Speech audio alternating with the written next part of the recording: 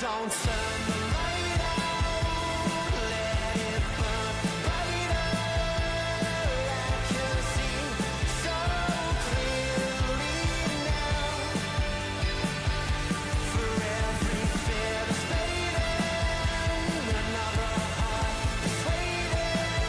It takes a man to hold things down.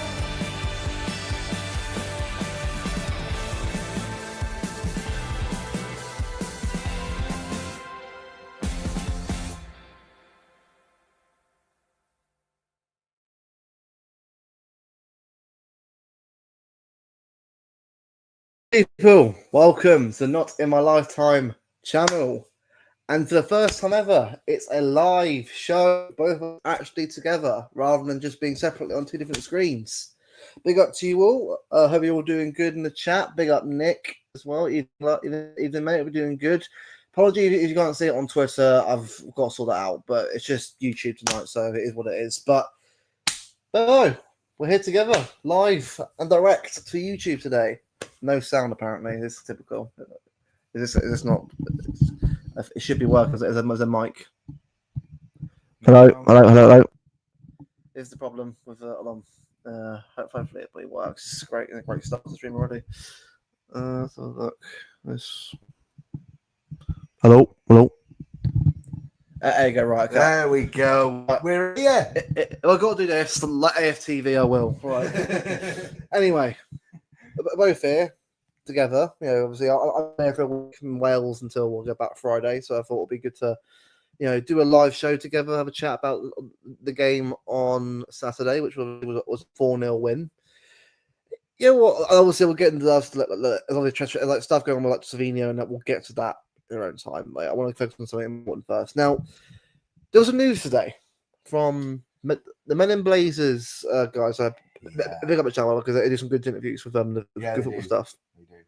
They're a chat with Pep. Now, Pep mentioned that he could be staying longer. Well, we've had mixed signals.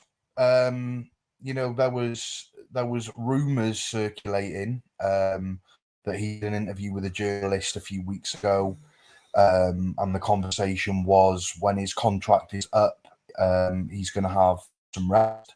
Yep. And he's going to have some time away from football. So that's end of next season. But he's come out in Men in Blazers interview today, for anyone that's not seen it, and said that it could be 2 years, it could be 4 years, which I find really interesting. So he said that he's really happy. He said he's refreshed. And I suppose we just have to, if we want to keep Pep, we just have to keep him happy. Well, the thing, I mean, like a lot of people, and last season Pep didn't do the best, obviously, but it wasn't just Pep; it was the whole club last year. But I was going through enough time. I don't want to go over the last season. We won this season now. It's a new season. It's a new start. But last season it wasn't great, all round. But there's something good spot again. We'll get on the transfer stuff later on. But we've got stuff to talk about that. But what we've seen so far, especially going into this season as well, and the run the squad, Linders, obviously. Yeah. Linders, Torre, new backroom staff now with Pep. It's a lot more positive. It's a lot more of a positive vibe now to where it was, last season with the recent squad. I feel better than myself knowing that we're better than we used to be. We're a bit more, we're a bit more together as a team. Finally. Yeah, of course. And there's a lot of contributing factors to the reason why we weren't great last season. Phil Foden was going through some personal issues himself, by all accounts. Yeah. There was talk that he allegedly had to house. There was talk that he potentially had an incurable illness. There was talks he had blurry vision, brain fog. Yeah. So that's just Phil. That's not also taking into account Hart had a new baby. Yep. And then you've got Pep getting divorced from his wife allegedly. Yep. Then you got the news that sort of came out towards the back end of last season, where it had been discussed that Wamio didn't actually talk to the team that much, which I thought was quite interesting. Yeah, do you know what, Nick? I don't know. Well, for me personally, right, I love Pep to stay as long as possible. At the end of the day, right, you can't just a manager of one person. It's how he adapts to the next season afterwards and how he changes to the times of football. If Pep can do that, then I'm all for it myself. And it's also refreshing for Pat. He's got an assistant alongside him now that appears to be actually challenging some of the decisions that he's making. Yeah, you look at last year and subsequently years before. The year we won the treble was the year that we had Enzo Maresca as the assistant. Then Enzo Maresca left, and I actually found that in the year that we did the 40, I don't think we were that great either. We were almost like Liverpool last season, where we were just better than the other teams around us. But I still don't think we were that great the year we did the 4P. We weren't. Like, but let's be real, right? Champions League. I mean, Champions League. Like, we could already got through in that one as well, and won on that. Like, we weren't great, but we could have won a treble that year as well. Well, yeah, exactly. We weren't done, but but you look at that and you say, okay, well, between the team that won the treble and the year that we did the 4P, what was the difference there? And the difference was that Juan Malillo came back. Now, Enzo Maresca, I can imagine now the fact that he's Chelsea manager. I think he would have challenged Pep on quite a few decisions. Definitely, yeah. Now, Juan Malillo come in, and I've said it a few times. I kind of feel like he's probably, a good sort of manager in his own right. Probably understands football incredibly well. Yeah. But you don't need somebody that's just going to sit there and say yes sir, sir, yes, sir. You're wanting somebody to say, hang on a minute, I actually don't agree with the decisions that you're making here. I would do that, and have a back and forth discussion about it, and that opens Pep's mind to different ideas. Yeah. And I think that Linda's doing that this year, and you can tell by the tactics and the way that we're pressing that it does seem to be a little bit different. Yeah. Richard just saying, I did actually watch that before the stream started. Actually, we'll get again. I say we'll get into that later on. I think because again we got to talk on that because the last 2 days have been overreactionary to hell. Yeah. And I'll say this now before we get into it. Right, we wait until Romano and Jack Gorn say something, or club will say something. Yeah. Sacha Tagliafieri, Ben Jacobs, Alex Crook, Graham Bailey. I don't care how these guys are, right? They're not club sources. Yeah, well, like I put out on Twitter this morning. At the end of the day, I can only give the information that I'm told. Now, I've got a semi-decent source, but are they 100%? No. No one's 100%. No, they're not sitting on the board of directors. They're not sitting in the meeting rooms. At the end of the day, these people have got things wrong, but they've also got things right. Now, I've never claimed to be ITK or claimed to know somebody that's ITK. I just pass the information that I'm told. And at the end of the day, like, I put it out there because at the time that I heard the news, it was a little bit exciting, and it was like, okay, well, things seem to be moving. Do you know what? I'm going to share this with people that might want to hear it. Yeah. And subsequently, I wish I hadn't done it. The amount of abuse that I got through my DMs of people saying, and who do you think you are, and this, that, and the other. It was like, I'm just a normal fan, the same as everyone else. Unfortunately, mate, when it comes to anything you say, right, what you hear, people treat it as gospel because people haven't got lives, mate. I'm sorry, I'm going to say it as it is, mate. And I've also had people message. It's been a bit of both. I've had people messaging me saying, "Who are you? You're a nobody." Blah blah blah blah blah. I mean, I'm keeping it pretty tame for the chat. I mean, they said a lot worse. Yeah. But then I've had other people on a different side to it saying to me, "Oh, when do you reckon that Savio's going to get? When do you reckon that the Rodrigo deal's going to go there?" I don't know. Now I will say, right, a big up in the chat as well. I've seen Nick and I think it was FA to chat about this. because we're playing Tottenham on Saturday, right? Is there a wait for this deal? Because think about it, right? Now I know what you're thinking. It shouldn't be, but could there be a fact that we're waiting for the game on Saturday to be over with, and then dominoes might move? With the Tottenham deal, it's quite difficult to tell. The news that I've heard on the Tottenham deal is that Soriano is the one that's, and I think this is kind of like public knowledge now anyway. Kind of is now, yeah. By now, it's kind of like public knowledge that it's Soriano the one that's blocking the deal, and that's what I heard this morning. But with the Edison deal, which is quite interesting, what I've heard is that deal is done.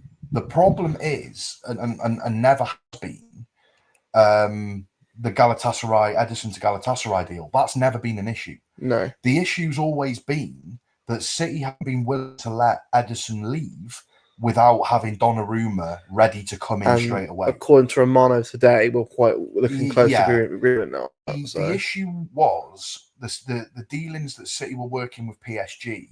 PSG weren't willing to go as low as what City wanted. Yeah. And we all know what Vion is like.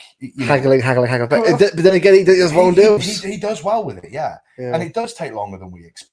But at the same time, if we get a better deal out of it, then great. Yeah. But so what I've heard is that Edison to Galatasaray is basically done. Yeah. But the issue's always been from PSG side, because we've not wanted to go, see you later, Edison, and then we haven't got a solid number one or challenging number one to come in and fill that spot. Because personally, and I'm guessing City feel the same way, Trafford and Ortega as 1 and 2, I don't think that that's good enough if you're going to be challenging on all four fronts. No. So that's what I've heard with that. But I also said to you last night, we went for a drive last night and we're showing you around the area and things. And I said to you, well, if Edison to Galatasaray wasn't done, why would they go for a Kanji? If City were proving to be really difficult in this whole, we're trying to buy Edison, you're not getting it for the price that we want, blah, blah, blah, blah. Why would they then go in for a Kanji? That's like us, for example, when we dealt with Tottenham. We were going in for Harry Kane, and Daniel Levy was like, 150 million, we're not moving from that. Yeah. You go, oh, what about 120? No, 150 only. And back and forth for a long time.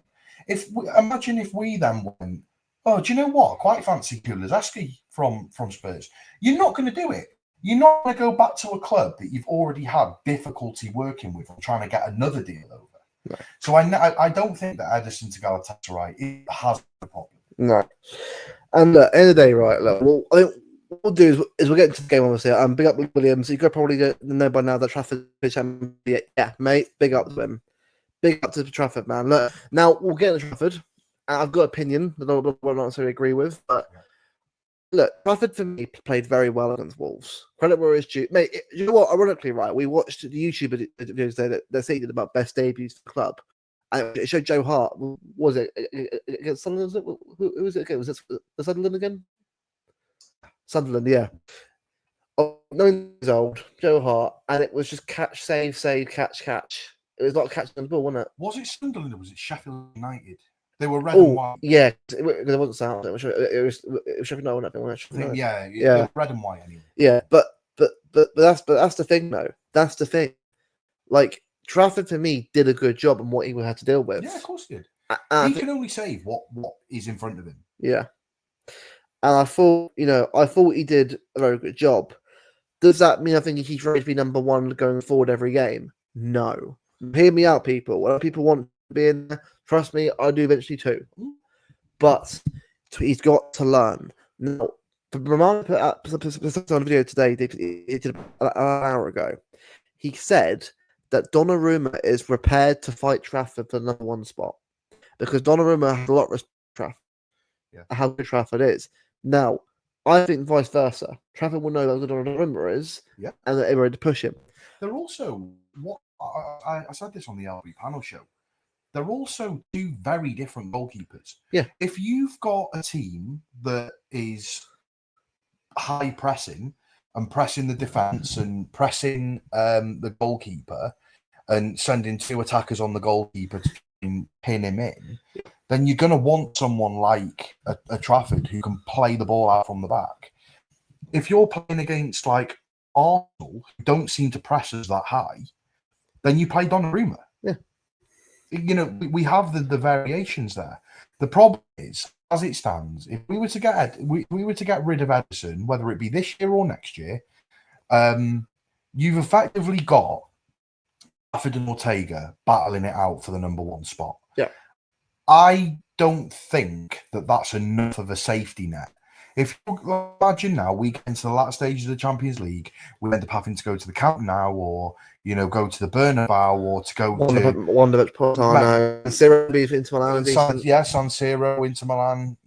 Any of these teams, they are really hostile environments. The Wanda, especially. Yeah, the Metropolitano, really hostile environments. Even the France, PSG's hostile. PSG, yeah. And I personally feel comfortable with sending out Ortega or Trafford for that game. No.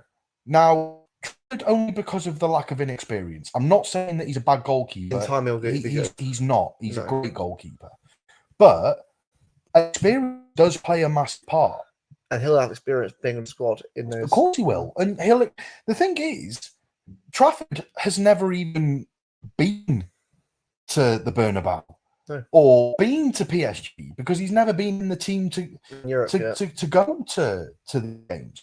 So just him being there and experiencing it from the bench to begin with, he's going to be like, wow, in his head, he must be thinking, Christ, it's hostile here. Like, part of me's wanting to be out there on the pitch, but part of me's kind of glad that I'm not, because the thing is, if you put a Rico Lewis, or if you put an Oscar Bob, a young, like 20, 22-year-old outfield player, you've got other outfield, like say Rico Lewis went to the Metropolitano and played a pass, and the pass got intercepted. You've got other players around that can pick up the pieces for it. Yeah. You've got a Rodri that can try and step in and make a tackle. You've got a Diaz and a Stones that are experienced and can step in and make a tackle. If Trafford makes a mistake, ball's in back of the net. Yeah. Now, I wouldn't want to put that level of pressure on someone so young, who's never even been to a European game. And because as well, right, people will agree with me here as well, how toxic and how much of a bloody lynch mob do our fan base get when a player doesn't do well? He will get ripped to shreds. One bad pass out from the back that leads to goal, he's going to get ripped to shreds. Now, the thing is, when we signed Trafford, I put out a public post and basically just said, you cannot be scrutinising this kid. You can't be. Go back 15, 20 years ago, whenever it was, when we signed Joe Hart. A bit longer than 20 years ago, actually, I think. Not far 20 years. Well, yeah. Our fan base wasn't like this, because our fan base didn't have expectations. No. So, 19-year-old Joe Hart coming into the first team and playing a game, everyone's like, "Hey, go on, son!" Like now it's different. Whereas now it's like we're fighting for all 4 trophies. Yep.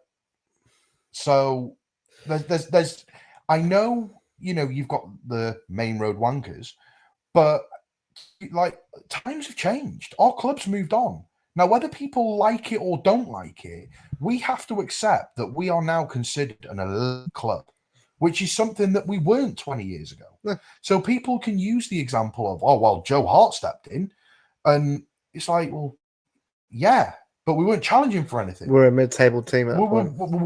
We were barely challenging for top 10. Yeah, barely mid-table for that, yeah. At one point, we were like 16th, 17th in the league. With relegation, yeah. Because we were our challenges those years weren't, trying to win Champions Leagues, trying to win Premier League. Trying to stay up against ours was trying to stay up. Like, that was our aim, to stay in the Premier League. Yeah. So to go from that to this now over the course of 20, 25 years, like, times changed. People have to accept that. Bob started well. Let's look at but no, we'll get into the game now. Oscar Bob for me played very, very well that game on Saturday. Got a great assist, great passing. But for me, right again, I do agree. Bob for me is a player that we've got to bed into the team this season. Last season we meant to be that year. Unfortunately, that break happened to him after Community Shield, which was a real shame. But the guy's hungry. I'm really pleased to see that he's ready to go and pump for it. And I want to see more of him as well. But Yeah. it's all about managing his minutes. He looks hungry. He looks happy. We were playing Wolves. I'm not gonna gloat it. Yeah. But you can only, like I said about Trafford, you can only beat what's in front of you. Yeah, Mark. All right, Mark. You can only beat what's in front of you. But the thing for me is, you put a different challenge in front of him. I think he can deal with it. I think he's got a wealth of skills, and I think the other thing is as well, which people kind of sort of forget. This guy is, a starting international player. Mm. He's played against teams like France, etc., Spain, whoever. He's played against good teams with good players. So if he can cope at international level, what's your face saying?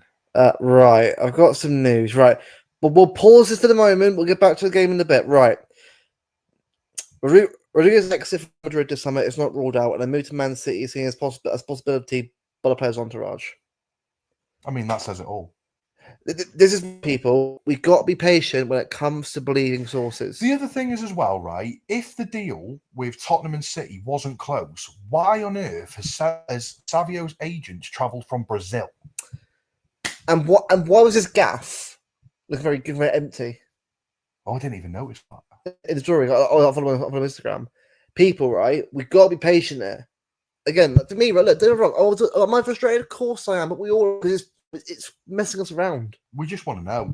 We just want to know where we stand. That's it. Look, if we get no one, it is what it is. Like, it's frustrating. But well, the other news that I heard this morning, which I've kind of not said, which I did say on X this morning, and I got so much shit for it.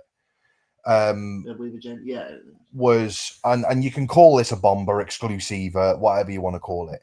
What I've heard is Tottenham are preparing a £75 million bid. Yeah. For Savio. Yeah. Now I told you that this morning, so that's not news. But apparently, remember, this is allegedly. Yeah, I can only go off the information. That it's wrong. It's wrong. Is what it is. I'll This is the information that we hear. But 75 million. Now, if that is true, that deal gets done. Yeah, that deal gets done. I think it's just a matter of time. Yeah, but I think as well, the Savio to Tottenham deal is very much like the Edison to Galatasaray deal. It's going to happen. It all depends on whether the player that they want comes in and whether they can agree a deal with the selling club. Yeah, exactly. Yeah. Right, Joe. What? I'm going to save these tweets for later on because again, we'll get anyone who wants to talk about the new guy, but we'll get there. We'll start the game first before we get there. But we signed Joe Hart. We changed. Yeah, exactly. So it was experienced in the squad anyway. But again, Nick, it was a different time as well. Yeah. But again, is that 4 years? Is that Shrewsbury and Birmingham loan with it as well? He went to Birmingham on loan. Yeah. Apparently, been new option transfers. This is the thing though with the block transfer thing though, Mark, and a big up a Totti as well. I just feel like at the moment all this stuff around Savinho, it's all talk right now. Well, Pep and Viana are both prepared for Savinho to leave. They've both, from what I've heard, they've both said that they are happy with Savinho to leave under the conditions that they can bring in Rodrigo. He didn't play today. He didn't play. He didn't. People, I'm sorry, right? This is not something I played that to stay at City, which was a City right now. I just think, right? Unfortunately, everyone, it's a waiting game. I'm going to say, and I'm going to put my chest on the line. There is a chance. But clip it, whatever you want. Do what you must. Do not care at this point. Spurs table a £75 million offer. Soriano even accepts that. Oh, he should at that point. It's ridiculously insane. I think by the end of the window, we will bring in Rodrigo and Donnarumma, and I think Akanji, Edison, and Gundogan all go out the door. Hey, well, people, look, if we're wrong, we're wrong. Cook us if you want. Cook us too. It's, I've been cooked all day for this. we don't care. We don't care. I've been cooked all day for this. Yeah, So. but yeah, back to the game because the game for me is what we're here anyway. But so 4-0, Reinders talk. Unbelievable. I said at the start, well, before the start of the season, he was my player of the season before he played the first Premier League game. Yeah. How I saw him in that Club World Cup was phenomenal. Absolutely phenomenal. Yeah. I also said that I said to you privately, but you've got the microphone in my face, and I'm feeling it right now. From Robbie, This is going to be really controversial. Here we go, people. I think that Reinders Haaland can have a better link up than Kevin Haaland. Now, I'll tell you why. The only reason I think that is because Reinders, I think Haaland came to Kev a bit too late in his career. Yeah. I think Reinders, he's just going into his prime. We've already seen the link up. The link up for that third goal. Beautiful. Reinders didn't even know where Haaland was. He knew where Haaland was without even looking. Yeah.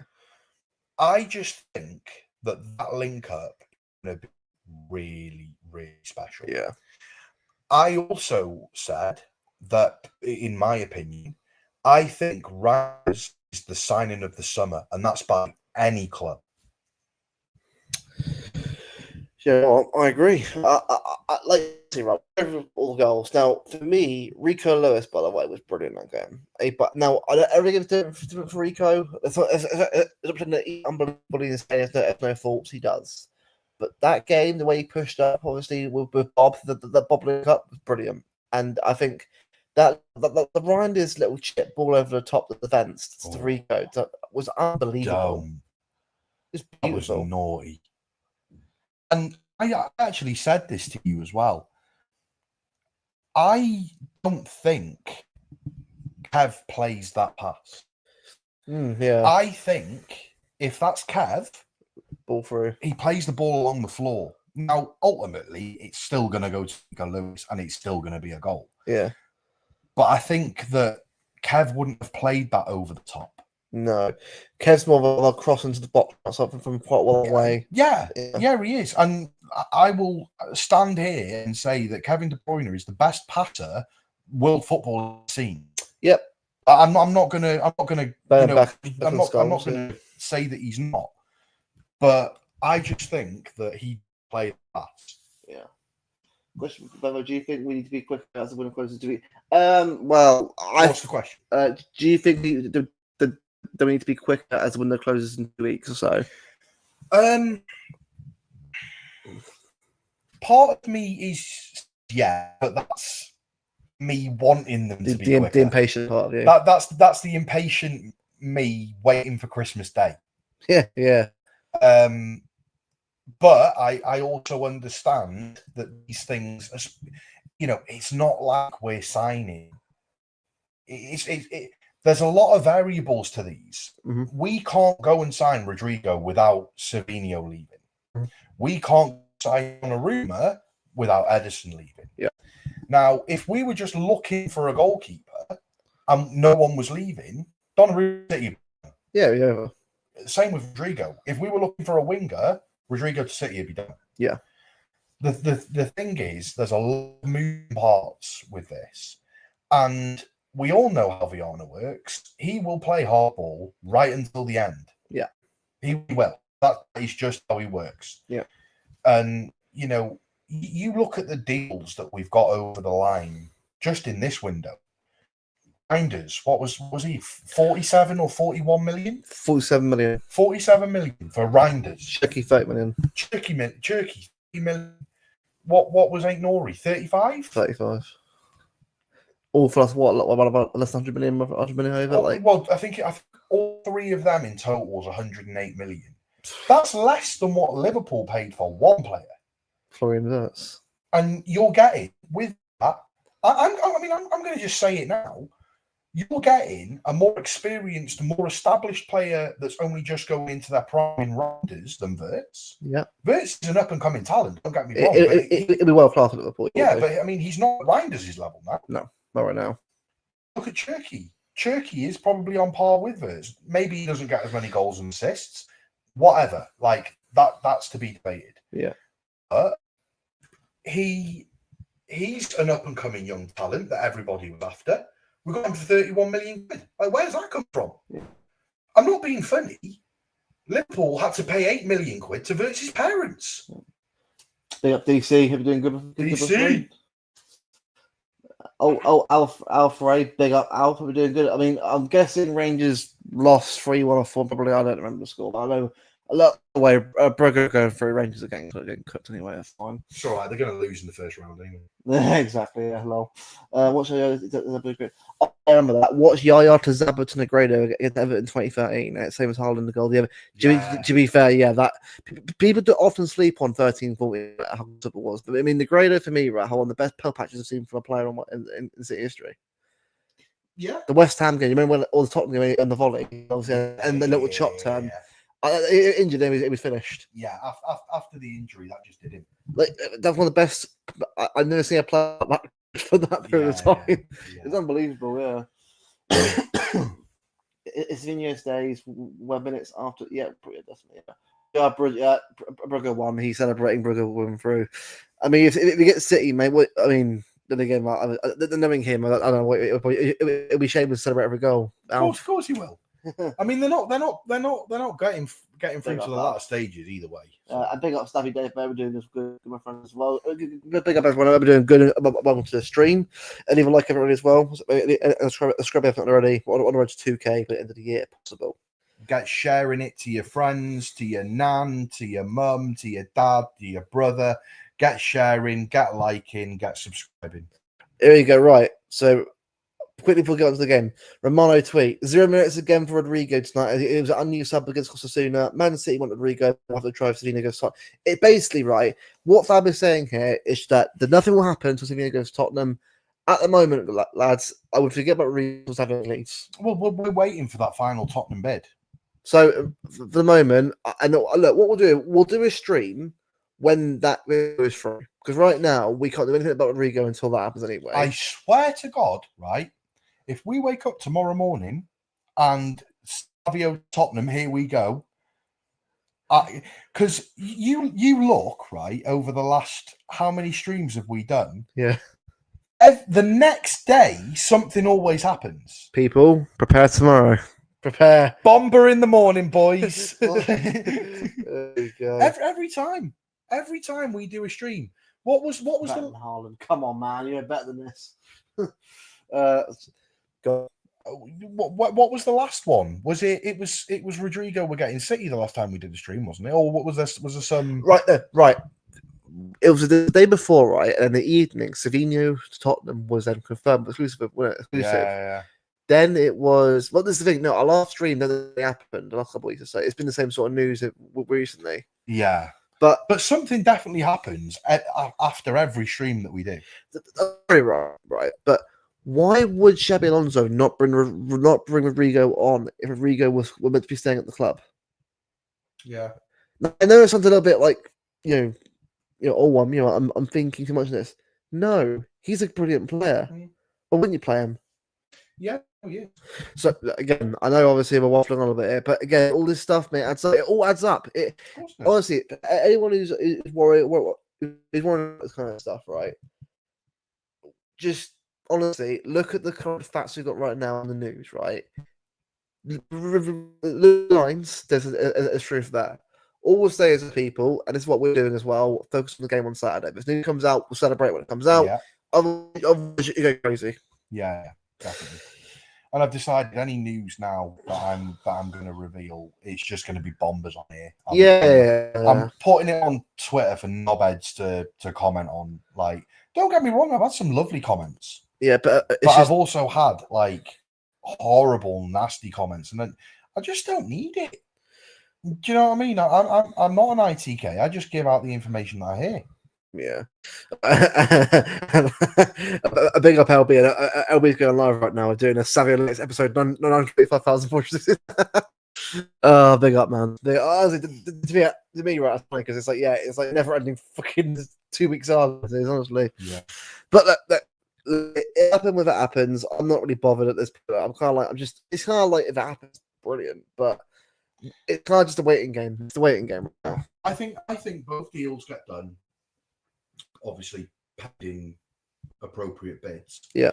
And I think because the news is circulating at the moment that Galatasaray have put a 20 million euro offer for Costa. I think that's bollocks. Well, Romano said it himself. It's not true. Yeah. That's played a goal. Shank again. I mean, William Balake and Ben Jacobs and Alex the Crook. Like, do you know what I mean? Like, they're all the same. They're all the same. You look at them; they all hate City, and they any negative spin that they can put on something, they do it. Yeah, because that's what gets them views and that's what gets them traction. Yeah, whether it's true or not, these people have absolutely no souls. They don't care whether what they're saying is true or not. They care whether it gains publicity or not. Because to these people, bad publicity is still publicity. Mm-hmm.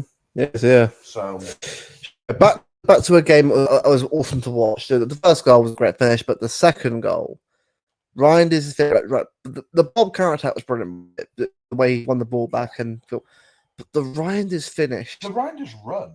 The fact that last year, right? If that was Gundogan in that position, he ain't running. No. If that was Bernardo, I mean, he's probably going to run, but he ain't going to finish it. I don't think. His footballing IQ, Reinders' footballing IQ is off the charts. No, sorry, just no, it's fine. I'll save that for later on. Go on. No, it's about I'll be cool about the game right now. It's nothing major anyway. It's not new. I'll say it for later on. But no, like the Reinders run was just brilliant. It's like Torre. Well, I mean, De Bruyne never really did that kind of stuff. De Bruyne often did run. I mean, the Wolves game where he scored 4 goals. Actually said to you, didn't I, in the club around when Club World Cup was on? I said to you that Reinders reminds me of Dutch Yaya Toure because he is very box to box. Oh yeah, yeah. Like, you can play him as a 6 and you're going to get a good performance. You play him as an 8, you're going to get a good performance. You play him as a 10, you're going to get a good performance. You play him anywhere in the middle of that park and you are getting a solid 8 out of 10 every time. Yeah. No, and honestly, to finish well, the first time finish, side foot, the speed of the ball, bottom corner, it was a beautiful goal. The guy's funny as well. Like, did you see his interview after the game? Yeah. He said, I was going to pass it to Bob, but then I realised I've still got a left foot. Bro, the guy's funny. The guy is one of the nicest people in the squad, but also he's a fucking assassin, mate. Well, I said on the LB panel show the other night, for me, the vibes around the team at the moment seem really good, really good. Yeah. You've got Erling Haaland posting a picture with Mateus Nunes saying ether side. And then you got Haaland laughing at FPL points. Thanks, bro. Yeah. And then you've got Reinders coming out and saying, I was going to pass it to Bob, but I realised I've still got a left foot. Like the vibes, just everyone seems like Happier. happy. We feel we're back to the good old days. Like it almost feels like last year we lost that togetherness, and this year it's been kind of like reinstated, but reinstated really, really solid. But also as well, right? Just comment as well. Like obviously, right. I mean, the third goal was unbelievable. Was it the Bob run, Reinders run, the Trafford pass to Reinders Yeah, good pass. was brilliant. And Really but the good pass. Haaland finish, the pass, and the first time slot pass bottom corner. Yeah. The Haaland would probably taken a touch and then would have done a weird. Yeah, but the other thing as well is I don't think that shot would have happened last year because you wouldn't have found a player like Reinders in that position. No. And the other thing is as well is Reinders didn't even look to make that pass. He naturally knew where Haaland was going to be and played it into that area. Yeah, and also as well, right? Big up John Stone in that game. Yeah, mad performance from Johnson. Now, me saying keeping fit is most fucking useless statement of all time. Oh no, at some point he's injured again. Fuck. Yeah. The inevitable is going to happen. If Lex would give out and he'll break. But if that does happen, I'm quite comfortable to turn around and say, do you know what? Husanov and Diaz or Gavardiol and Diaz are still going to do just as good of a job. Who's not the working? A different type of player. Like there is no other centre back like Stone. Oh God, the way he was carrying that ball on Saturday. His ball carrying is ridiculous. Pause, but he can carry my ball. Jesus Christ, down and said it's past 10 p.m. I don't give a shit at this point. But it just the way the whole team was playing, Rico playing. Hey, you know what? Right, I'm sorry. I've got to say this. Told me saying like, "Oh, Aitken was worse than on the pitch." Mate, he was tackling really well for someone who was for left back ever. He was tackling really well. Name me another player that made more tackles in that game. There's none. It was his best. He made the most. So tell me, right? Well, is your name, by the way? It's your alias, right?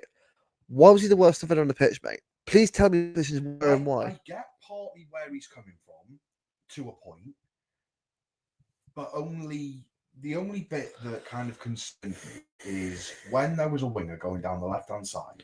Well, technically the right-hand side. Yeah. Yeah. He didn't do very well at defending the cross that was going into the box. No. 9 times out of 10, the ball went into the box. Yeah. Like, though, it was... But he still made more tackles than anyone else on the pitch. Was it a perfect 10 out of 10 performance from it? No. But was it a good debut? Yeah. Because the other thing you've got to take into account, his first proper Premier League game, Manchester City, came against the club he's literally just left. Yeah, Wolves. So nerves would have played a part. Go to the Molineux and playing against his former club. What reception is he going to get? Because it's kind of well known now that Nunes absolutely busted every time he goes there. But Aitken was fine. I think everyone kind of like sort of. Yeah. If he left us kind of like the right way anyway. But Nunes all going to play a part. Now, do I think that he needs to do better at defending crosses? To prevent crosses going into the box.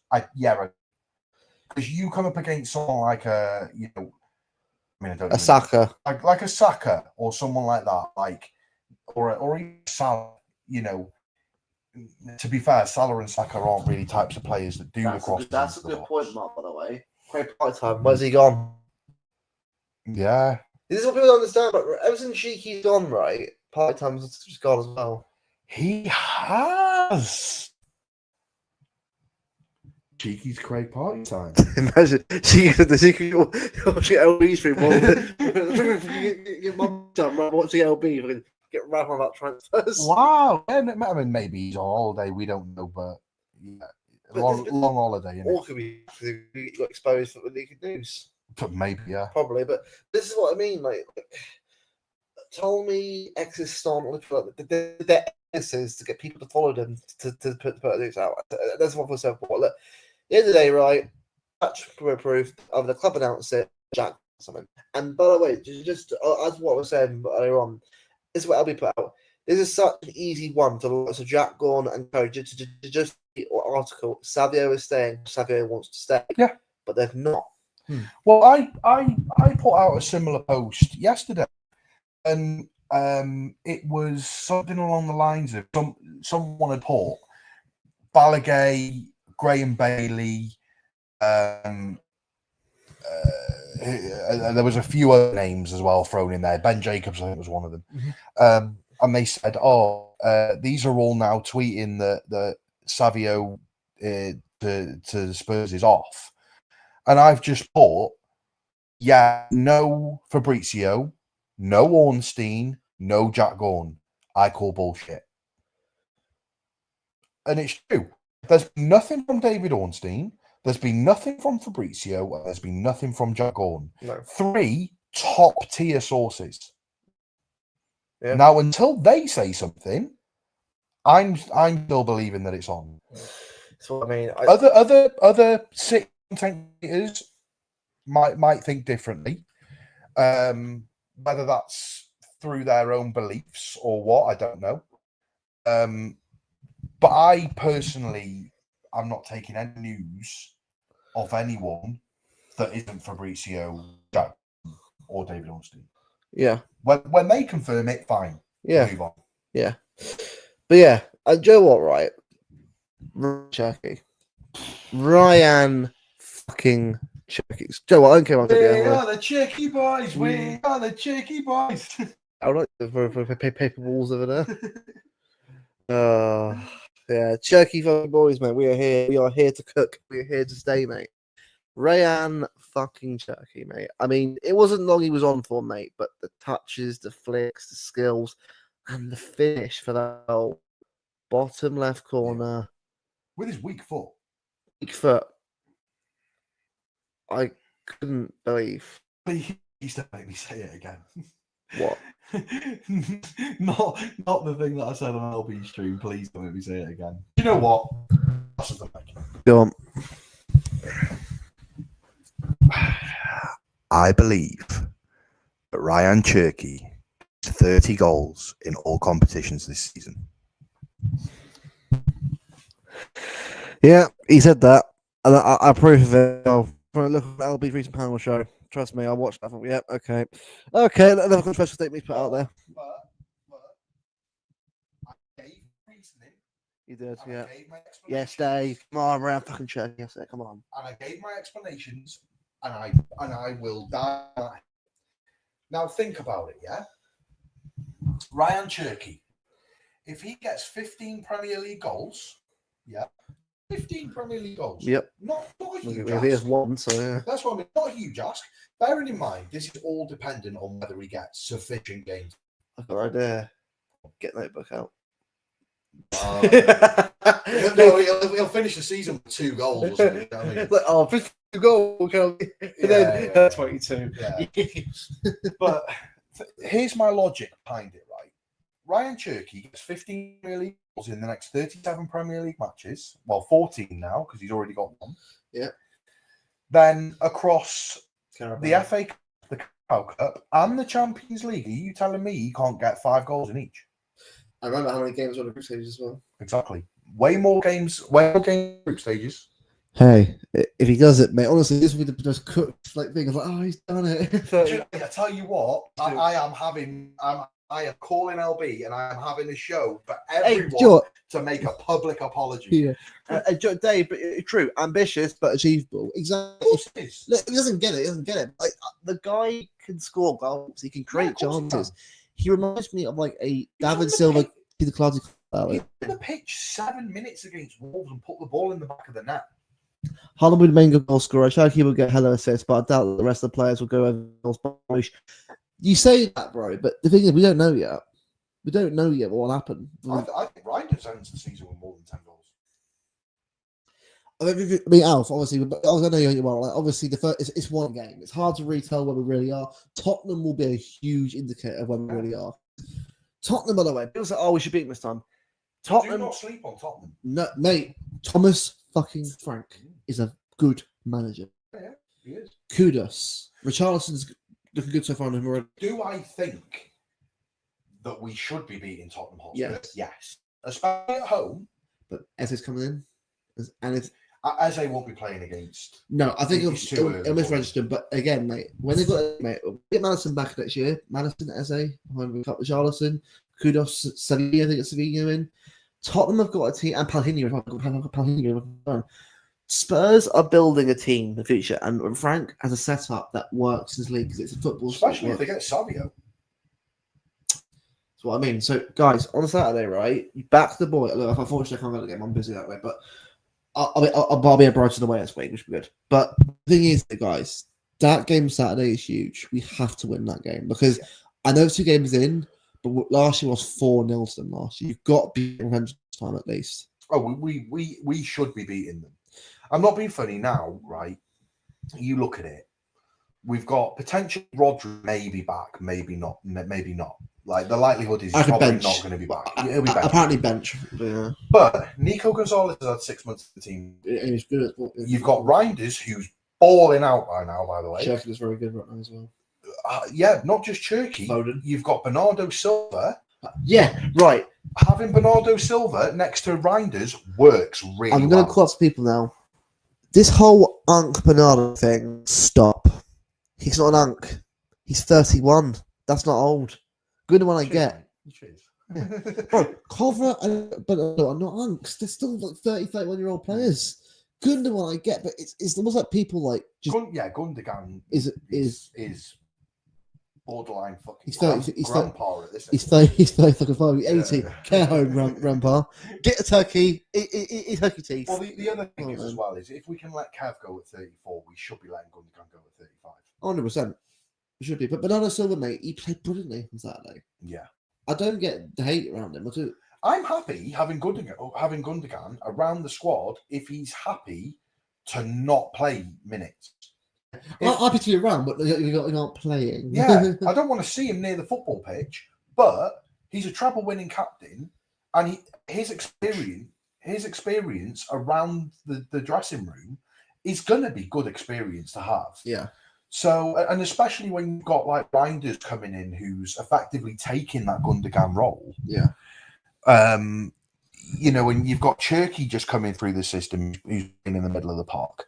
Having a Gundogan in and around that dressing room is going to be good for the team. I just don't want to see him play. Yeah. I know what you mean. But we've seen we've seen in the first game, Gundogan never got played.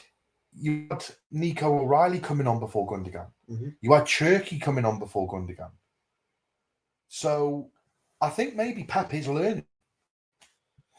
Yeah, I think you're right there, and I just think at the moment, right? I think it's very hard to tell where we are. Again, I think the full number was brilliant, and I'm so pumped with what I saw. The overall force, every player put a shift in. Look, right, apart from one, Jeremy Doku. Now, Jeremy Doku is a huge season for him. Like last year was a huge season for him. This year is even bigger. The thing is, he's come out on the YouTube channel and he spoke a big game. And, you know, he said, this is the season where I have to do well. This has to be my season. I have to go out there and do amazing things this season. Listen, bro, shut up. You're talking on the football pitch. Yeah. Don't be turning up on YouTube. I know you're a colleague and all that now, like being on YouTube. But do you know what I mean? Just keep it stum. Just go out there and prove yourself on the football pitch. Don't be talking a game on YouTube saying, I need to prove myself this year. I need to have a great season. Fantastic. I like your mentality, but we don't need to hear it. We need to see it. He was blind alleys again. Blind alleys. Running around, Ellis chicken. And then, Do you know what I explained to you last night, and you found this hilarious because you could relate to it. Reinders, God, definitely not Reinders. Doku for me reminds me of, you know, when you go into the office or you know you're in work and you're talking to one of your colleagues, and then the boss walks in and your colleague starts rushing around and making it look like he's doing stuff, and that reminds me of Jeremy Doku. Yeah. running around and doing all this stuff, trying to pretend that he's working really hard, but not actually doing anything. That's how Doku reminds me. Yeah, it's what he is. It's what Doku is. Like, And I do you know what? I want him to do well. Mm. He's 20, he's early 20s. I want to see that ceiling. Yeah. I want to see that player that I think he has the potential to be. Yeah. I think, we wouldn't have brought him in if we didn't think he had good potential. We just need these players to stop talking a good game and play a good game. Yeah. Like, again, talking on the pitch. Yeah, do you talking on the pitch? It might talk in interview last year. It was like, it was just so much talking last year. And Ruben Diaz. Remember when we played Bayern Munich in the treble season? Yeah. And Ruben Diaz had an interview a pre-match interview, and they were saying, "Oh, are you not scared of Kingsley Coman because he's got pace?" And then they were saying, "Oh, what about this player because he's got pace?" And he said, "Well, we've got pacey players in our team too. We've got this player and that player. I forget who he named, but we've got this player, we've got that player, we've got Kyle Walker. We've got some fast players too." And then they said something else to him, and he said, "We'll see tomorrow on the pitch." That's what I want. 3-0 win. No, that's what I want. Yeah. I don't. Granted, if he comes out and says, "Oh, we're going to absolutely roll over him, we're going to tank him," I expect you to roll over and tank him. But, just the same as Doku. Be warned though, you're going to rile up the other team to go and beat you now. Well, yeah, but just the same as Doku. Yeah. If Doku's going out and saying, "Oh, I'm going to have my best season yet, and I'm going to improve, and I'm going to do this, and I'm going to do that," why are we seeing it then, mate? Why are we still seeing the same Doku from last year and the same Doku from the season before? I mean, Club World Cup Doku, very good. Club World Cup Doku But was this all is right. the thing. I can't be saying, "Oh, but remember those fun 4 games?" Oh, and I know this sounds bad, but the memory of Doku that I have that always sticks in my mind is that game against Bournemouth. Yeah. He's done nothing really since. No, it's nothing. He's done fuck all. Like Wolves, right? He was the one player I thought, you know what? I wouldn't mind Savio at left wing. Just I know Savio was going on with him, right? But it's just he has good crossing on him. Yeah. Shooting, apart from 1 goal against Juventus, what a goal. But is that once a lifetime? Wasn't it? One chance used up. Yeah. But look, 4-0 win. Mamouche starts on Saturday. Oh, he has to. Now we're like, now comment quickly, right? Someone commented, "Oh, Marmouche was good. Should be selling." Like, right. 1 game, he comes on and doesn't do much, and you want to fucking sell him. The other thing is as well, he came on in like 72nd minute or something. What did he do? His first touch led to a free kick. Literally, his first touch on the pitch led straight to a free kick. The guy did make impact when he came on. Did he score? No. Did he assist? No. But did he try to come out there and do something on the pitch? Yeah. I think that 15-minute cameo or whatever it was from Mamouche was better than the 75-minute cameo we saw from Doku. Yeah, it was. Like, and also, right, Mamouche, right? Did you realise, Ben, right? He is a world-class player. Yeah. And now we're like, but he doesn't play. We've got a ridiculously insane squad for the team. Yeah. Doesn't make any sense, but you know what I mean? But like, we've got such a good team now, squad depth and player that we can utilise now finally. Obviously, you get players there, cool. You have to realise, right, that players will get opportunities in different games. Tottenham is a game the Wolves. Yeah. And big up chat, by the way. I was commenting as well. I saw a few comments just come in from I think Mark and a few other people as well. You guys obviously tuning in.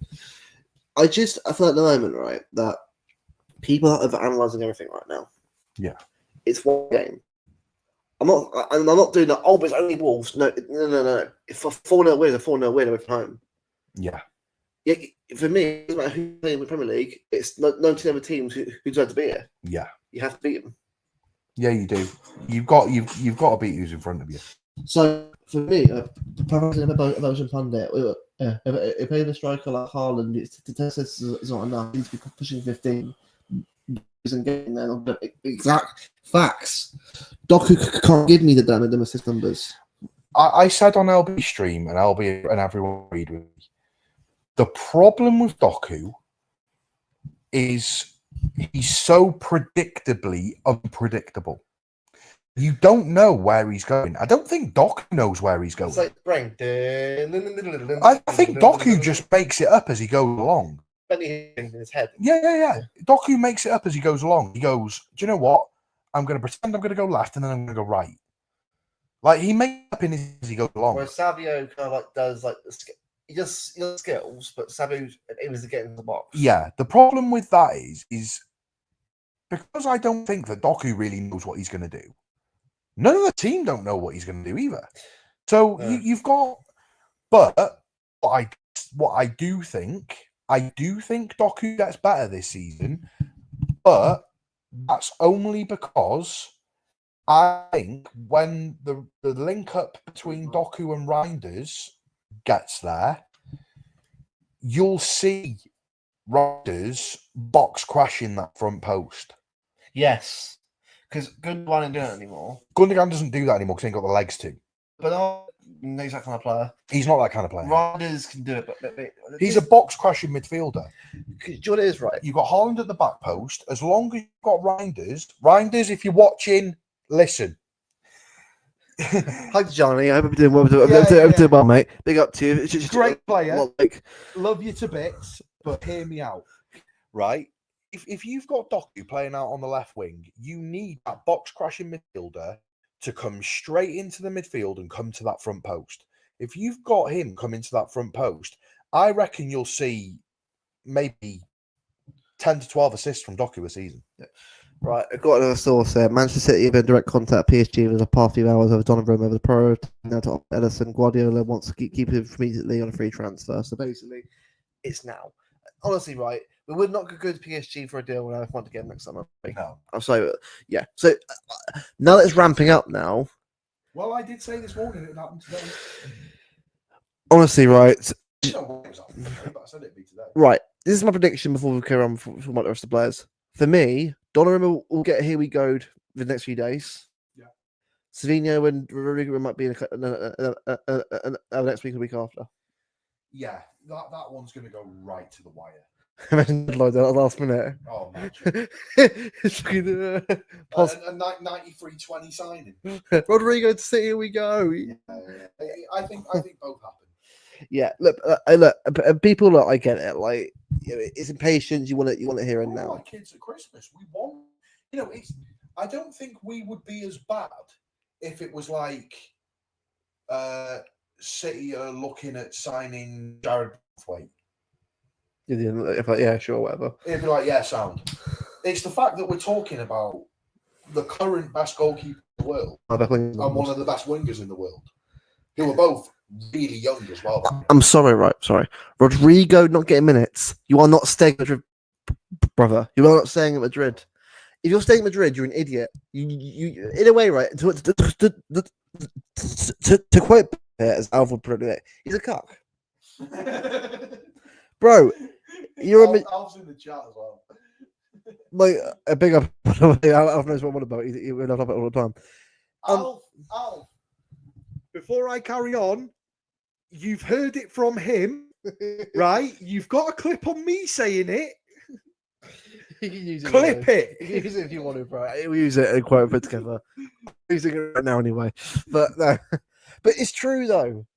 You're not getting played, bro. You're Brahim Diaz. I'm not saying it again. One quote's enough. You're getting one out of me. Rodrigo, for me, right? If Xabi Alonso even rated him, he'd be playing, mate. Yeah. So I'm sorry, right? It's clipped. Cheers, Mark. Yeah, yeah, fair enough. Probably is. Go on, Mark. It's fine with me. But it's just if he wasn't part of his plans, he'd be playing tonight. Yeah. Or starting again. If Brahim does it in the wing, he's attacking midfielder. You're playing him. Well, they played Arda Güler there, didn't they? Yeah, but that's what I mean. So to me, sorry, I wasn't paying attention. What? Oh, fuck off, I'm not. Go back about 2 minutes. He's called someone a cuck. Well, you see it now. That's getting clipped. That bro, the channel's fucked. Well, it was over a year ago. Who gives a shit now? It's just a banner account now. But no, like, honestly, I just think at the moment, right, the Rodrigo deal will be a slog. Yeah. It's going to be a painful slog. Donnarumma Edison will happen. Maybe Rodrigo to City doesn't happen. No, and I'll say as it is, mate. It doesn't happen. Then if you'd rather stay at bloody Madrid and run a bench, mate, be my guest. Be my guest, yeah. I'd rather get Elisa next time on a Reece clause. The thing is, like, I do think it does get done. Yeah. But there's a lot of variables to consider. Spurs might decide, do you know what? We're not going to pay 75 million for Savinho. We'll go and pay 75 million for Rodrigo. Because by the end of the transfer window, that fee's expected to drop, isn't it? Yeah. Alpha, Jeroboam, and Wan-Bissaka at City. Here we go, bro. After that Sunderland game, I'd rather fucking cut my balls off. Clip it. Point of clip. Fucking the catalogue is just getting longer now, isn't it? But this is the thing, right? No. I like Jared Bowen, but he's not a City player. Wan-Bissaka, you're right, but again, at Palace he was. The thing about Wan-Bissaka, I saw play against Sunderland the other day, and that was one of the worst right back performances I've ever seen. He's awful. He was caught out of possession. He wasn't tracking back quick enough. We don't need him. We just don't. You know what it is, Dave? Mark opportunities. Don and Rod coming in late can only harm team spirit, not necessarily make improvement quality. Dave, look, that's your opinion, mate. And big up to you for having your opinion. To me personally, right, Donnarumma is like kind of keep it well. I think he's actually. I'm looking at him as a character, as a person. He's quite a good, chill, and quite competitive. Anymore. Yeah. I think it'll be okay. Now I know everyone's different. I think what it is, right, you have to see him in goal and see him on the part of the squad to understand that. Ego's the same. Again, being in that Real Madrid camp where it's full of egos. Yeah. But Rodrigo for me has ego. Yeah. He's a very quiet person, isn't he? Very quiet person. I think Rodrigo is a little bit like in its different circumstances. Don't give a rich Famancini away that idea. Please don't. He's already doing that already after one Sunday. Go on. I've lost the train of thought now. Oh no, I fucked it. Yeah, fucked it. Game. Nah, that was ages. Rodrigo. It was something about Rodrigo. Personality and yeah. It reminds me a little bit of like the Bernardo situation, where every single year there seems to be this. Bernardo Silva's leaving Manchester City this summer. Rodrigo is leaving Real Madrid this summer. And it just happened every year. We've been linked with Rodrigo for like the last 4 years now. Just the same as Bernardo's been linked with moves away for the last 3-4 years. Yeah. Oh, do you know what? I'm just checking on the chat here. Craig Potter actually is back, by the way. So, fair enough. Okay, it's what it is. But I imagine we'll see his thoughts on all the news probably next few days anyway. But yeah. In regards to the transfer, right, it is what it is. I'm kind of like, there's indications, mate, that both situations right now are still ongoing. So I don't see a point of us panicking now. There is really no point. Rather just think, you know what, something's going on. Until we get told that either deal is broken down, then it will be what it will. Everything pops up after he sort of brace against us, and then went true, Ralph. Exactly. After that brace when we remember the year we were up 1-0 at the Bernabeu and he scored 2 late goals. Yeah. That happened. And don't get me wrong, right? I would love us to do an announcement about that. Yeah. So yeah, about that. Yeah. But he does that Barcelona. Yeah. That'd be quite cool. But well, talking of transfers, and we've spoke about Kanji potentially going to Galatasaray. Yeah. You've got Edison potentially to Galatasaray. Are we going to get Donnarumma in? Are we going to get You know, is Savio going to go to Tottenham? Are we going to get Rodrigo through the door? Echeverri accusing. And you know what? It's Ten Hag I'm worried about. Yeah, I think he's going to get minutes. He's going to get a lot of minutes. You know, there was discussions recently that he was potentially going to be off to Dortmund on loan with an option to buy. Yeah. I don't think that he have any aspirations to sell him, and rightfully so. Yeah. You know, he's a long-term player. He's not right now. he's a long-term player, and he's someone that's going to be fantastic for us for the future. And also well loved in the squad as well. He's a very popular figure. But I Yeah. think the thing is, right, I want to see him play this year. When you've got Cherky, you've got Foden, Yeah. he will be a baller for us. But you look at the teams, I think he's made a good choice. Rome is a project on the Gasparini right now. It's not guaranteed to work right now. There. Yeah, the Leverkusen choice for me is a very, very good choice because you've got Wirtz that's gone to Liverpool. Yeah. You've got Tell that's gone to Bayern Munich. You know, you've got Wait. Did you mean Tell Scotland? Sorry. Or sorry, Jonathan Tah. that's yeah, Tell. Not Tell. Sorry, Frimpong Liverpool. Frimpong Liverpool. You know, they've had a lot of outgoings. Yeah. So I think he'll come into that team and he'll get way more minutes for Leverkusen than if he went to Dortmund. I think if he went to Dortmund, he'd be on the bench for quite a lot of games and he'd come on and be used as like a sub. Honestly, right, I'll watch Leverkusen this year in the UCL and that's the other. Yeah. I I'll want keep to see him. I want to see him ball out because from what we've seen of him, he's been really good. You know, look at him at the Club World Cup. He wasn't on for long. He scored that free kick. Also, by the way, as well, congrats on Morgan Rogers and winning PFA Young Player of the Year for last season. Oh, did he? Yeah, big up to him. He was brilliant last season as well. Yeah, he was. Well, other back at City, probably not yet. Well, that's academy products that we've produced. Yeah, well, it's Lavia, Delap, Gittins, Palmer at Chelsea. Well, I'm just thinking about players that have won stuff like Rodgers. individual awards. Yeah, Rogers, Trafford, Trafford. and our academy. Who won PFA player? of the Salah. Salah, yeah. And to Yeah. be fair, he was unbelievable last year. Credit where it's due. Salah was good last year. Ten Hag worries me regarding Cherry. Yeah, it's the same thing, Dave. It very is the same thing. I don't think he's going to get coached very well there. But I think he won't. He isn't there for the coach. He's not there for coaching. He's there for the minutes and the experience. And also for me, right, from what I've had, like Pep, I think specifically, so Pep knows Ten Hag anyway. Yeah. From is it Bayern Days? I think the Bayern Days. So Yeah. I think in a way for Echeverri, it's a good move for him.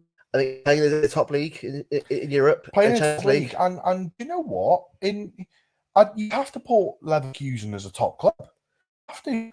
Yeah, they are. Yeah. You know, they were unbeaten 2 years ago. What was it? That Manet Tillman playing, and also got Tillman and Echeverri. That's two young players though. Both balling. Again, I think, and also Schick up front. Schick scores a good striker, well, the European striker. So for me, at the moment, building a new team again. I think and obviously he's not long term part because obviously, right, yeah, fuck off. He's obviously our player. Yeah. It was like Alvarez, but Alvarez was a backup striker. He wasn't, and Alvarez was still sold on for a lot of money because he wanted to go anyway. Yeah.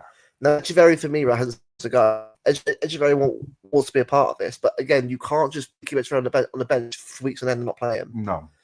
I think then when he plays, You'll see Echeverri come in when the likes of Bernardo Silva's gone, Gundogan's gone. 2026 will be this year build by far. Yeah. Because Bernardo gone. And you're giving him, the young player, you're giving him plenty of minutes and experience in a team that is in a top league, giving him minutes in a team that, you know, is in Europe. So, you know, you're giving him minutes. He's in European experience. He's playing against good teams every week, the likes of Dortmund and Bayern and Leipzig as well. Leipzig, yeah. Then good team as well. yeah, Frankfurt. I mean, maybe not so much now that two of their best players have gone. By the way, is balling up. My mum. You can see what both them two are good for Frankfurt. Yeah. definitely. I know who my favorite Egyptian winger is. Yeah, it's not Mo Salah. It's not Mo Salah. Yeah, Mamouche. But yeah, honestly though, like, I think for me at the moment, I'm so excited. What's going on there? Bloody computers and stuff.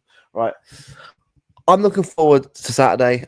It is a big game, Tottenham. It's going to be huge. Obviously, we'll do our preview for obviously kind of like now anyway, because I'm back Friday and I don't know if I'm doing a stream for do one game anyway. We'll kind of cover it in this stream as well.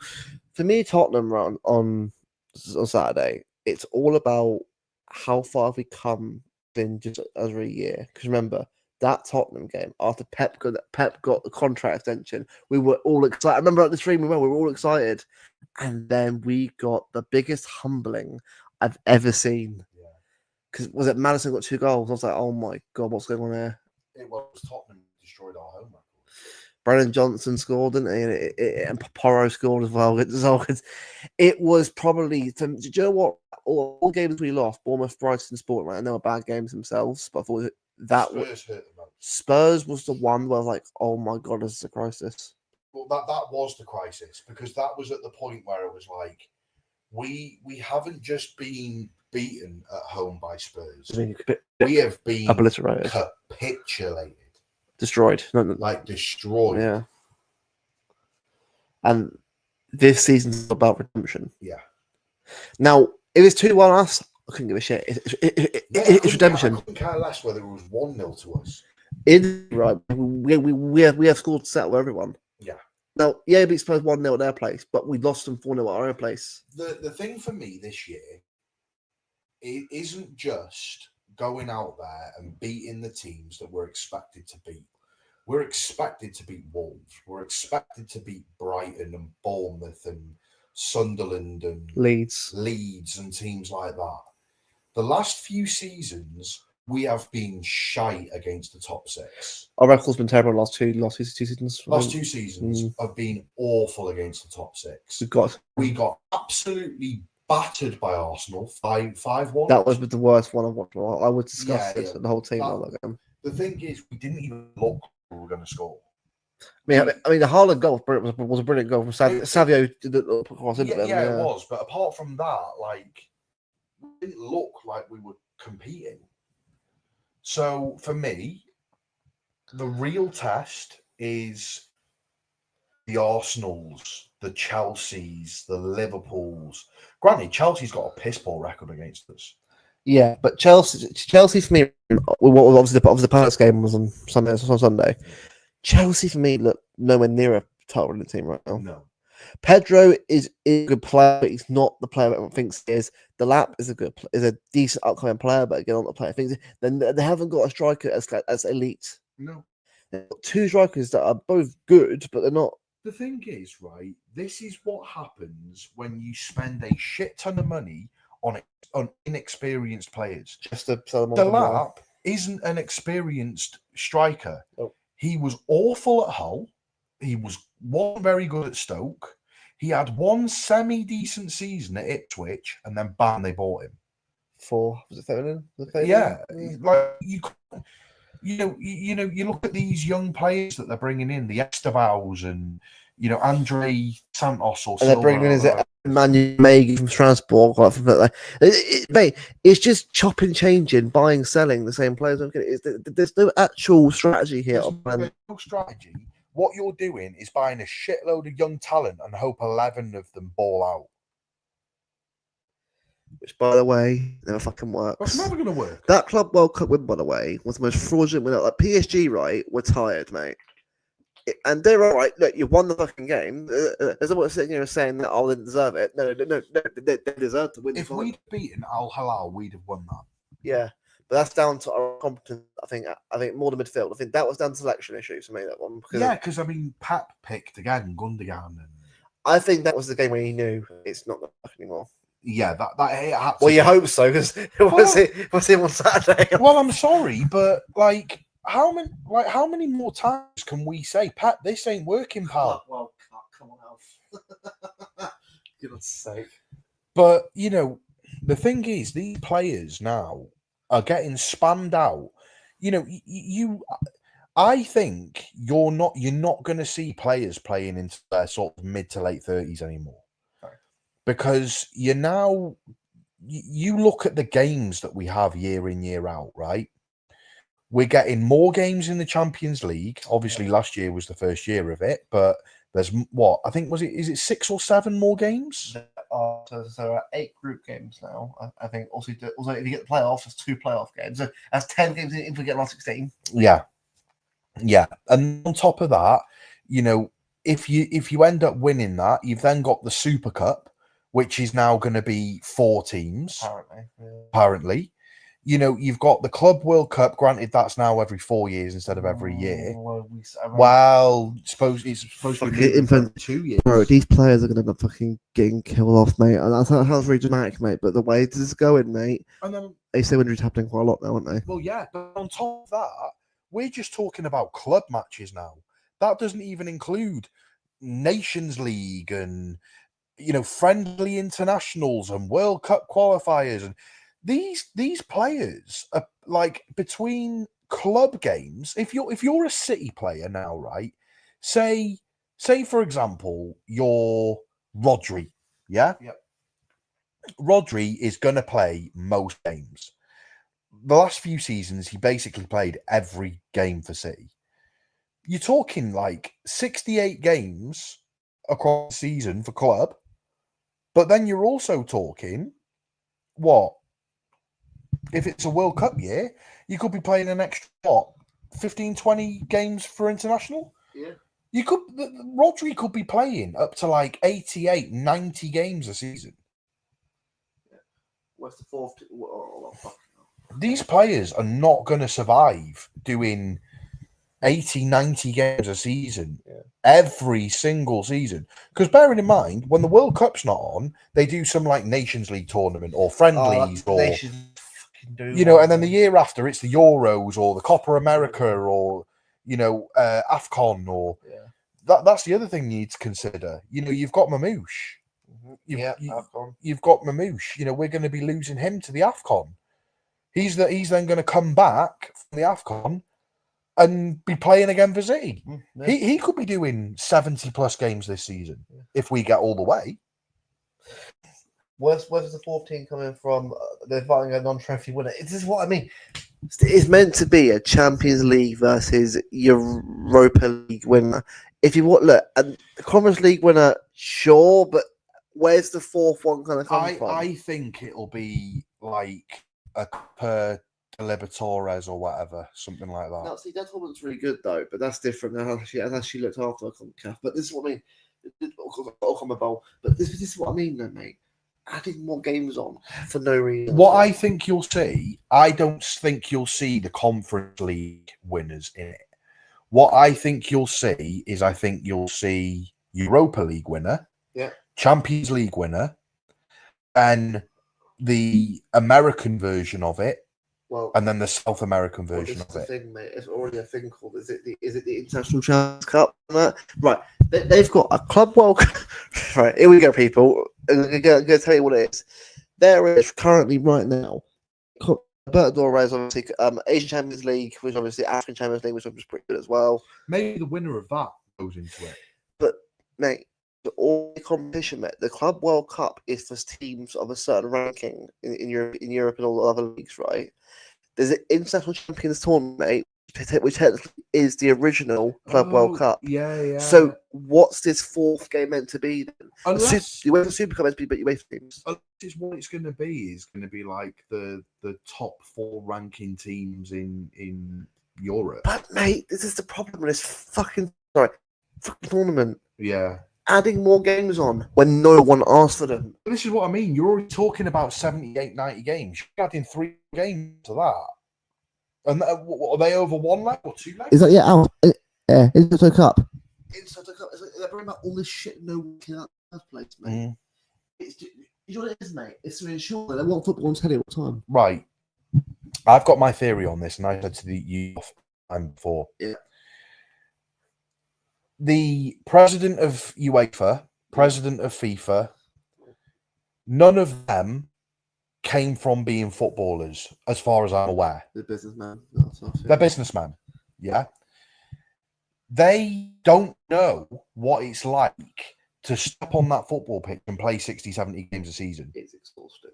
It meant the thing Oh, is mentally, physically exhausting, but also you haven't just got the games, you've got the training sessions that go with that, you've got recovery sessions that go with that. They're having to diet and be on nutrition plans for longer to cope with the games. You know, the thing is, if they had come from actual footballing backgrounds where they were footballing themselves, they wouldn't be doing the amount of games that they're doing. They're doing it because they don't understand how difficult it is to do that from a footballing side. They just see it as entertainment and it makes them more money. So you will start to see, right, in the next few years, football app where it's just football. You pay a fee a month, you watch Champions League. I'd love that. The Netflix of football, where you pay £10.99 a month, or £10.99 for standard definition, £15.99 for high definition, and then you can basically get any game that you want. Someone will buy out Sky Sports TNT on his website. Some big one amount. Elon Musk, please do it. Because honestly, right, Because I mean, it's going to cost a bomb. like TNT, man, I'll take FA Cup games now from TV, and TNT it's like £25 a month, like Champions League and that stuff. Yeah. And so obviously you have a You allegedly Fire Stick. you look at the subscription costs now, and you can say that I actually pay for all this league. Like everything that I've got, I pay for it legally. Yeah. It costs an absolute fortune. You know, you're getting more Champions League games on Prime now. The whole reason why I paid a subscription for TNT Sport was because that's where Champions League was. But now it's on Prime. Which I like that it's on Prime, but again, it shouldn't be a separate two different things. You know what I mean? No, but it's still on TNT Sport. It's on Prime as well. I miss the good old days of ITV, mate. TV Chelsea nights. Yeah. Oh, Colorado free kicks Napoli. Remember that game? So, you know, you've got now TV, Sky Sports, that has some Premier League games. Yeah. And you know, it has you know, that's all it really does is Premier League games. You've then got BT Sport, well, TNT Sport, which also has Premier League games and some Champions League games. Yep. You've then got Prime, which has some Champions League games. You're having to pay for 3 subscriptions just so you can watch your own team play football. And on top of that, La Liga have just American have just authorized. It's not even a good game. Villarreal Barcelona. It's Villarreal and Barcelona playing out in America. I'm going to say it right now, mate. You will start to see this happen in the league as well at some point. Yeah, you will. And mate, the only way you can do this, mate, is boycotting. Which sounds again extreme lengths. The wallet. I'm all for some Premier League football games being played over in America, providing that we don't have the 3 p.m. Saturday blackout. Now that's the thing that people Because you go to America, you can watch 3 p.m. blackout games over in America. It's only the UK it's banned. Now, if you're taking games over to America, you stop this 3 p.m. blackout. Because if you know why they won't do it, mate? Because if it's on, then the lowly clubs won't be on. Mate, people will still watch these teams, mate, like Cambridge and Colchester and Cheltenham and that. Yeah, of course we will. Mate, this is why, mate. We just up tonight and watch Newport against Salford. I'm going to say it as it is, right, people, right? We've got to stop this, right? This rule about who's supporting football. Which might sound coming from me being a fit man where I'm from, right? But it's not about me. If a kid wants to support Man United, right? Poor sod. I'm sorry to him, but poor sod. But he's from bloody Reading. He's about to watch both teams. I'm sorry, right? I like how you did that, man. United fan from London. Well, Reading, but London, but yeah, Reading is London, basically. Pretty much, yeah. But yeah. But this is what I mean. People won't like to hear this, mate. But the reality is, if you want this stuff to change, right, the mentality of the country has to change. Allow people to watch different teams. I'm a purist. I love watching any kind of game. Like for me, I could go to Wrexham at the weekend, watch Wrexham game at Stock Ra. I'm going to go watch Chester playing on league. I'll do it all, mate. But people have a go at you, Flaz. You can't do that. Let's put one team. Why? Where's the rule saying that? And this is why you divide everyone into certain areas. Other teams like Morecambe and that struggle. Sheffield Wednesday struggle. You need more fans on the ground by allowing people to do what they want to do with football, which sounds like you shouldn't do much anyway. But trust me, it do a lot. Yeah, just as well. Like you were saying, K-Ra. It's Kairas. Kairos, I was very close there. I'm sorry, with Welsh language, I'm getting the hang of it. Again, I've got family in Welsh. Yeah, But Kairas.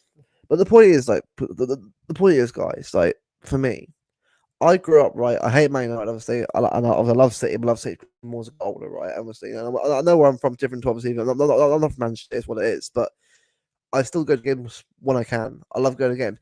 I love the day, right? This country's got to change mentality, a lot of things, but football side, definitely. Yeah. If you want football in this country to hype even more, one, get rid of the blackout, get rid of it completely. Yeah, because you getting rid of the blackout, you're giving more opportunity for grassroots teams, that teams like lower in the divisions, like, you know, the likes of you know, Bristol Rovers, Oldham, Cheltenham, Bromley, Colchester, Cambridge United. You can give them the ability to be seen. You get rid of that 3 p.m. blackout. If you've got all these lower league teams playing at 3 p.m. on a Saturday, open it up. Let people watch it. Yeah. Hold on. Thanks for letting me on. It's been a couple of weeks.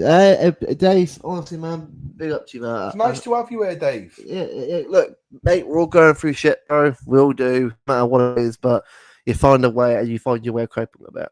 And that's What I would say, Dave, is men are susceptible to doing this quite a lot. And what I would say is, don't ever be alone. Speak out. If you ever need anyone to talk to, if you've got X, you know, you can always drop Luke, me, you know, whoever a DM, you know, we'll quite happily get in contact with you.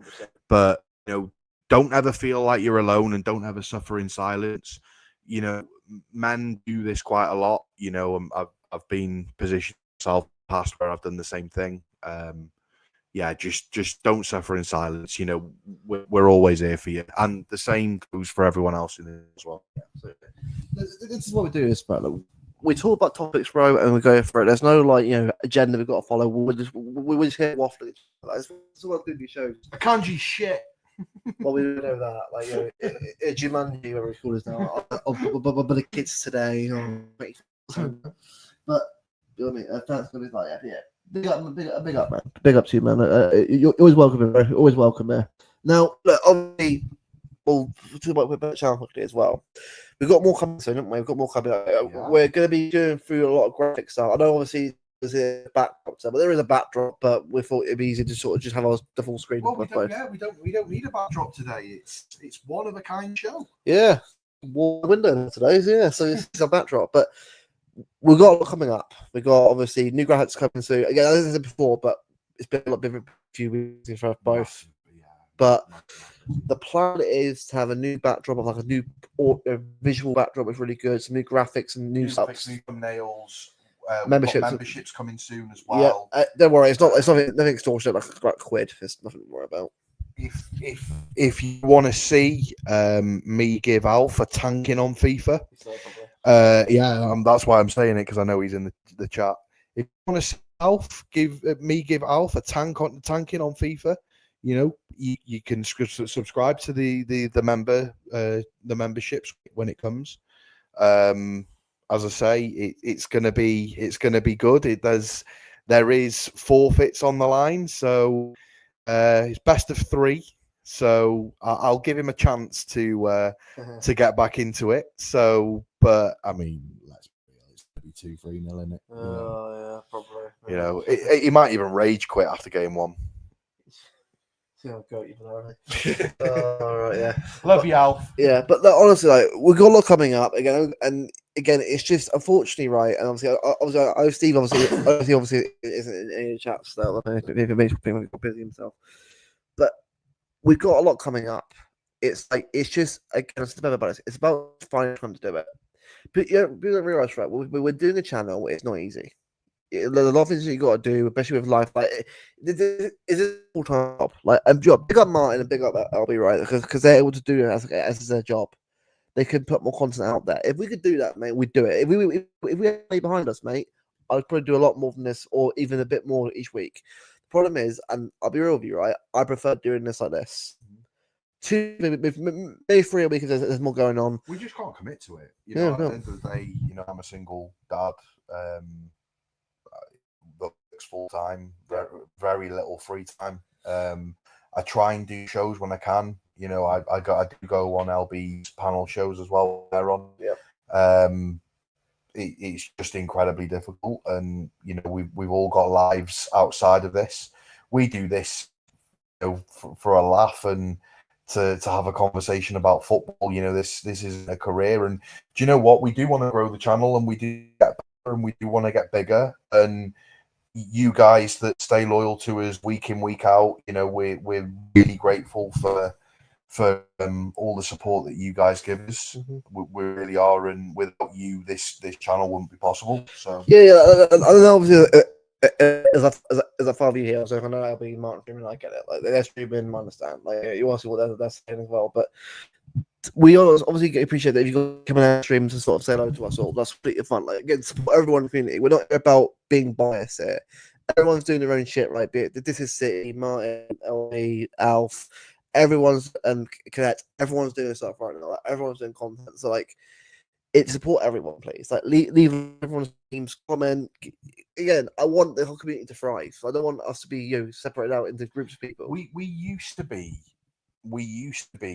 a couple of years back a community which helped each other out, and you know, we used to each other to different places. You know, we used to come on people's shows and you know, we were a very, very big tight-knit community where we all used to talk quite a lot.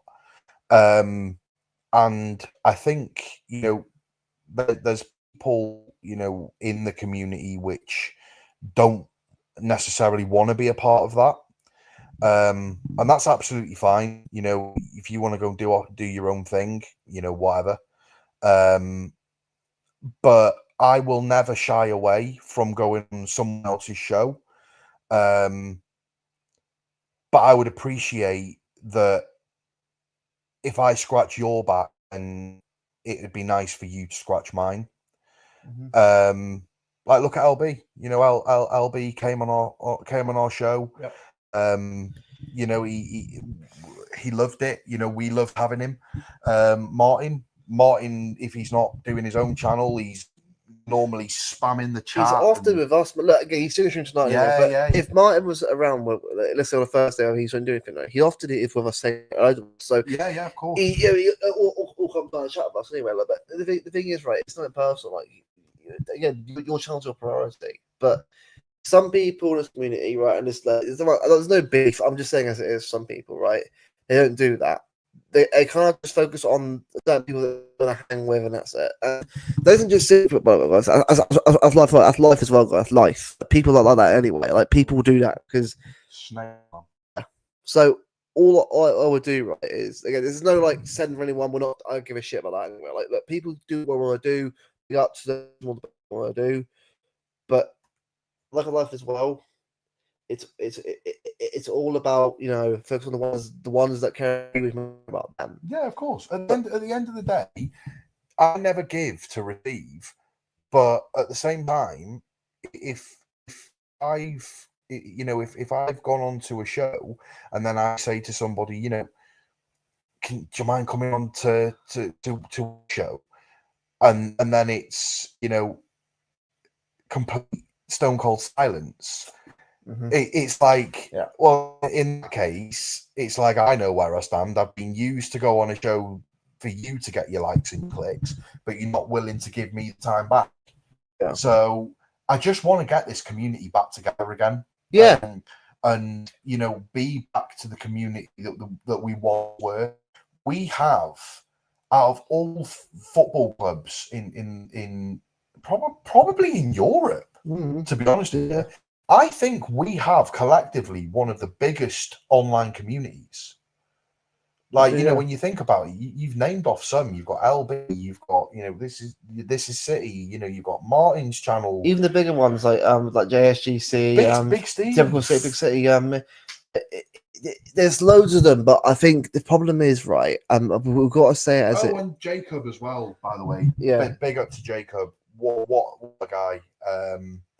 If you've not been to his channel before, go and check it out. J Talk Sports and everything. J Talk Shite. Yeah, the waffle merchant. if Jacob sees it, which he might do, might not, big up Jacob. He's good. He's a good guy. Do you know what it is though, right? I think because I just wish that when it comes to a big up obviously to be fair with Chief, right? A big up Chief, and I've been a couple of his and Alf as well. How can we forget Alf? Of course, yeah. Get Alf to 2K. Well, Alf just made one day. Don't go ahead of us, Alf. Stay just behind us for a little bit. Look, right. For me, I want to see all the ones coming through. Like also Rajak, what was it? Rajak as well. He's on Rajak. What a guy. Almost 400 subscribers now within under a few months of being do a lot of good vlogs. Do a lot of, like 80k views in one stream. I mean, who was the guy that you went on? Was like, he American streamer. He was pretty good. Like Sensual Chocolate or something was he called? Yeah, but mate, he did Man City US content. Yeah. Mate, there's Crunk, yeah. Crunk Chocolate, that's the one. Yeah, Shades of Blue, Tarek, Tarek, another one. Patrick. Yeah, bro, there's so many people, right? And you know what, Patrick, right? Big up to him, mate. Yeah. He's going through stage 4 bone cancer, man. And like my nan went through that myself, right, with that kind of stuff. Right? And obviously she's on here, go across herself. But it's what he's having to do, and that is why he doesn't stream very much at the moment, because he can't always do it because he has to go to treatment all the time. It's understandable, but at the end of the day, he works hard, Patrick, man, what a guy! He works his socks off, mate, for the community, bro, and he's one of the best people that I know in the community. He's a bit helpful with me and our channel, but he's also a good person, mate. And he's dad as well. Dad as well as his husband, and that. I wish him all the best, man. And I wish everyone who's a good person the best. The ones that are the real ones, the ones that aren't behind your back and that kind of stuff. Because end of the day, I wish everyone the best. I really do. I never want to, wish anyone negativity. No. You start to find out in this community who the real ones are. Who would support you the same as you would support them. And at the end of the day, I carry this through life. Yeah. You treat people the way that you would want to be treated. Yeah, exactly. Yeah. And respect is earned, not given. 100%. Joe, what was it? Going about Joe, what? That's good enough time, Finn. Big up everyone, obviously, for tuning in. And say, obviously, got a game of Saturday, Tottenham. I'm gonna go 3-1-2. I was going to say that.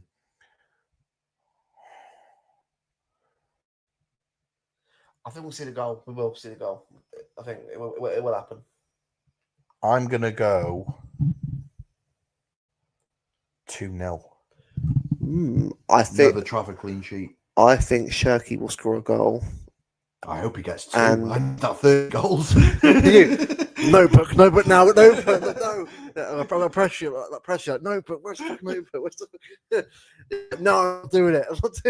No, I'm not doing the Notebook. Yeah, the Notebook is not honestly right. If you know what Notebook is, right? Last season after the Brentford game, me and Bevo it was before the Brentford game. Yeah, 10 games we did a prediction right of the season, right, and we sort of said how many goals Haaland will get. Was it? I counted based on the run of forms that he was on because I think by like 5 or 6 games he had like 10 goals. It was crazy numbers. Yeah.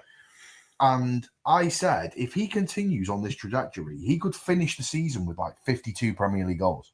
Like if he continued that. Yeah. And then I think after I wrote that, I think he only scored like 10 more. And the collapse happened after that. Yeah, But- so- so this is what I mean. People like, look, like I think for me, right, this season, right, I just want these players to keep improving. I'm so excited for Saturday. Nervous, probably before the game, but I'm excited to see him play again, man. I want to see how we develop, how we improve, and I just think Saturday is another chance to obviously go again, improve, and go out there and put a shift in. So honestly, bring it on, guys. Bring it on. Bring on Saturday. Bring on City. We're back. Etihad Saturday. We're back home again. Going for it again. What a league back in Liverpool. Stade de Etihad. We are back, and then obviously Brighton next week. I think I'm seeing Martin this week, I think, as well. Maybe he's down there as well. So He probably won't. He'll probably say, "Oh yeah, I'll meet you after the game," and then completely ignore you like he did with me. He doesn't meet people after games. then again, the connection is shit. Right, man. Like, there's He was texting me back all game up until I asked to meet him. Ooh. Yeah, we'd even agreed pre-match. I was going to meet you after the game. Hey, Oh, Martin, if you obviously if watch this back, Martin. If you watch this back. Yeah, I mean, I hope he does watch it back. I hope he watches it back. And I I hope hope he it's- feels ashamed. It can't get any worse there, surely. Oh no! The thing is, this happened last season. I am not letting this die. Oh, it can. Oh, it can. Well, you know, as I said before, you know who your real friends are. Petty Beather is while we're here, people. While we're here, big up you all. Anyone like it on the stream, guys? Massively appreciate the algorithm. It's like I said, it's important to have to sort of get more of you guys in here and sort of chat. Again, I know LB and Martin are live right now doing a corner show. I want to do about Savio, so big up to them. Go and give them a follow. You probably are anyway. Subscribe to them anyway if you've got to us. But if you aren't, go over there and get guys to watch. Credit to Colo and James. Yeah, you know what? Yeah, a bigger front runner. Yeah, exactly. Again, we'll go more in depth on the codes of it more later. I think later on because it's kind of hard for to really sort of discuss that because I haven't really seen much of it yet. Yeah, I think to do that, you need to give it like A few more games. I think 10 games. Yeah, so let's say October time, we'll do a review and analysis of what we've changed about this. I think this I think maybe leave it towards like Christmas cool, all right? Yeah, because Christmas is kind of like the halfway point. yeah, of the cool, season. all right. Yeah, honestly, watch out, guys. That'd be good. But a big up to you guys for all support, obviously on the stream. Again, I know obviously people stream as well at the same time as us, but we do appreciate it. If we get here, we go. I'm gonna be real, right? Donnarumma, here we go. Possible this week. Yeah. If it happens while I'm here, we'll try and manage to stream. Yeah, we've got no guarantees, but again, if not, we'll do a review and a celebration stream when that happens. But hopefully, we're getting that. Rodrigo, I'm kind of just leaving that one for the moment. Rodrigo isn't going to be something that happens in the next few days. yeah. You're looking week, maybe 2 weeks, Yeah, or just under 2 weeks. exactly. Yeah. All right, people. Big up to you all. Go over to Martin or LB, but when we want to again, I know we'll do a redirect, but I think it's kind of like it's because I can't really choose between either of them. So go over either one, whatever you prefer. Have a good rest of your evening, guys, and we'll see you guys soon. Over stream for Spurs. Thank you, people. Good rest of your week.